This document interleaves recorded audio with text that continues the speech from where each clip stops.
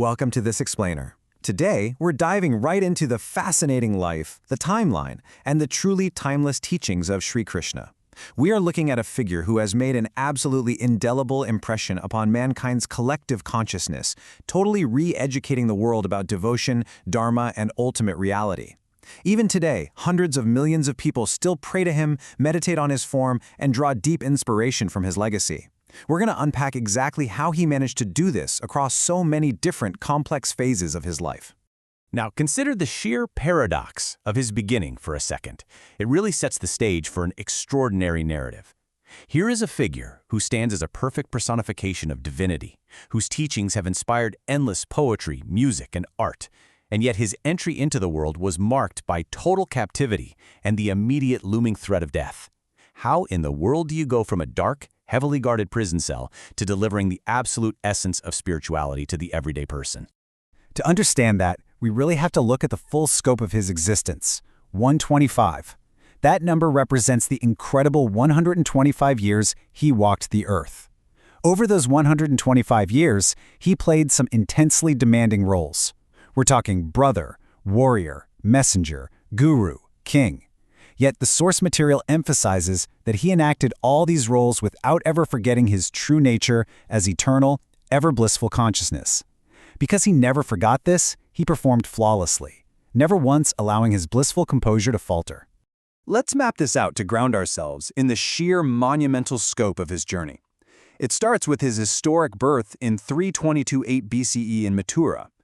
Then, notice his early years, from ages 7 to 10, playing as a cowherd in Vrindavan. Then, we take a massive leap to that monumental period between ages 84 and 125, where he delivers the Gita at Kurukshetra, right up to his final departure in 3102 BCE. It's just a vast timeline packed with monumental shifts in setting and responsibility. So, here is how we're going to navigate this explainer today. 1. Birth of the divine. 2. The mischievous heart thief. 3. The power of pure devotion. 4. Charioteer and the Gita. And finally, 5. The master of detachment. Section 1. Earth of the Divine, a light in the dark. We start our journey in that dark prison cell in Mathura, operating under the heavy shadow of the egoistic King Kamsa. The circumstances honestly couldn't have been more dire. A sage had prophesied to King Kamsa that he'd be killed by his sister Devaki's child. Driven entirely by ego and fear, Kamsa imprisoned Devaki and literally murdered every child she bore. But finally, Devaki and her husband Vasudeva managed this incredibly tense, desperate midnight escape with one newborn, Sri Krishna. Sneaking him away from assassins to be raised by his foster mother Yashoda in Vraja, this frantic escape successfully preserved the life of the one destined to eventually return, defeat Kamsa, and restore Dharma to the land. Section 2. The mischievous heart thief, stealing hearts. Growing up in Vrindavan, a village in Vraja, Krishna totally won the hearts of the gopis, the local cowherds, and he was given this super fascinating name, Chittachora, which means one who steals the mind. By spending his time playing with them, joking around, and famously stealing their butter and milk, though you could argue the butter was just a bonus, he was actually performing a much deeper spiritual theft. He was stealing their hearts, drawing their total focus and affection entirely toward the divine. So the crucial point here is that his eventual departure from Vrindavan was a highly intentional act.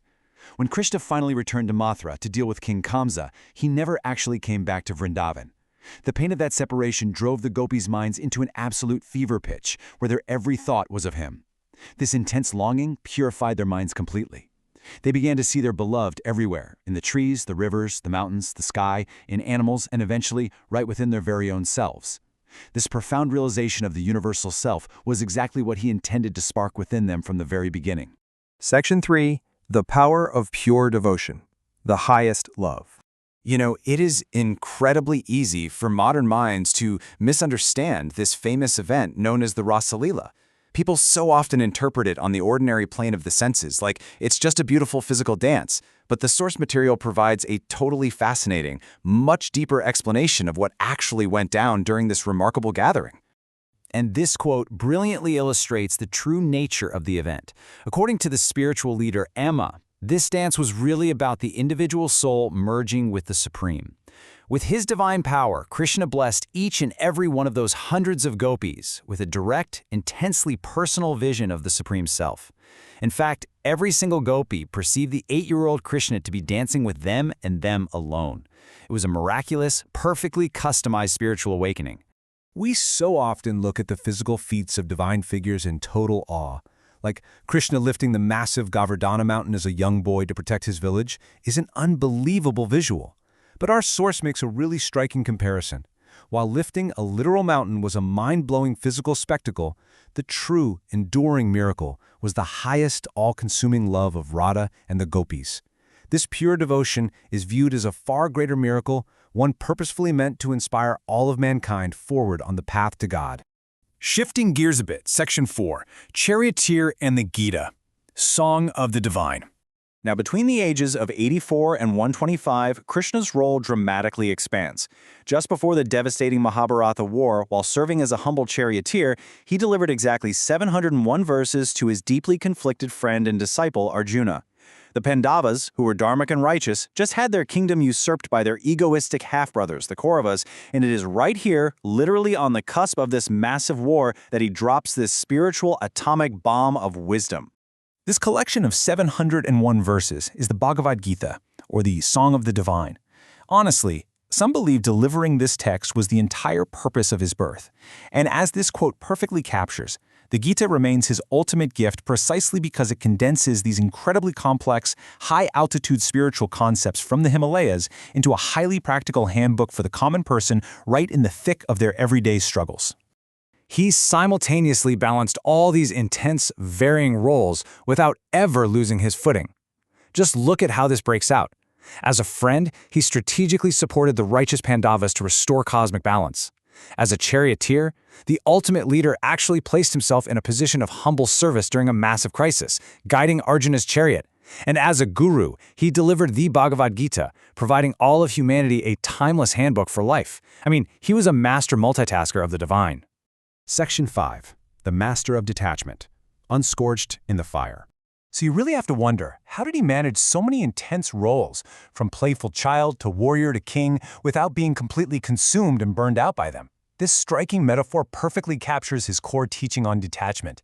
He was able to remain entirely in the worldly fire without getting scorched. Think about how insanely difficult that is. Keeping something as tempting as a piece of chocolate right on your tongue, but remaining entirely unaffected by it. That was Krishna's approach to the chaotic, demanding roles of human life. He engaged with them perfectly, but always knew they were just roles.